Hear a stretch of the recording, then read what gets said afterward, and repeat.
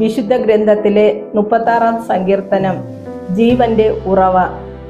ദുഷ്ടന്റെ ഹൃദയാന്തർഭാഗത്തോട് പാപം മന്ത്രിക്കുന്നു.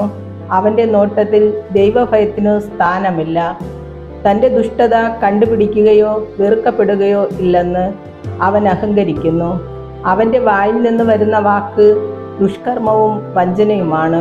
വിവേകവും നന്മയും അവൻ്റെ പ്രവൃത്തികളിൽ നിന്ന് അപ്രത്യക്ഷമായിരിക്കുന്നു.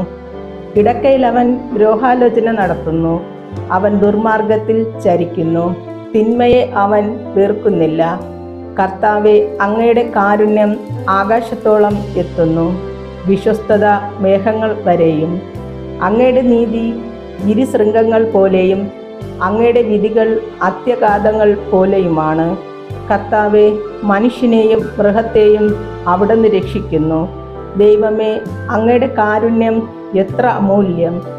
മനുഷ്യമക്കൾ അങ്ങയുടെ ചിറകുകളുടെ തണലിൽ അഭയം തേടുന്നു. അവർ അങ്ങയുടെ ഭവനത്തിലെ സമൃദ്ധിയിൽ നിന്ന് വിരുന്നുണ്ട് തൃപ്തി അടയുന്നു. അവിടുത്തെ ആനന്ദധാരയിൽ നിന്ന് അവർ പാനം ചെയ്യുന്നു. അങ്ങിലാണ് ജീവന്റെ ഉറവ. അങ്ങയുടെ പ്രകാശത്തിലാണ് ഞങ്ങളുടെ പ്രകാശം.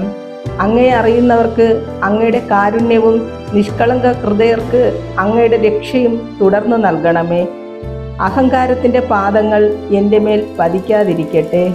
ദുഷ്ടരുടെ കൈകൾ എന്നെ ആട്ടിയോടിക്കാതിരിക്കട്ടെ. തിന്മ ചെയ്യുന്നവർ അവിടെ തന്നെ വീണുകിടക്കുന്നു. എഴുന്നേൽക്കാനാവാത്ത വിധം അവർ വീഴ്ത്തപ്പെട്ടിരിക്കുന്നു.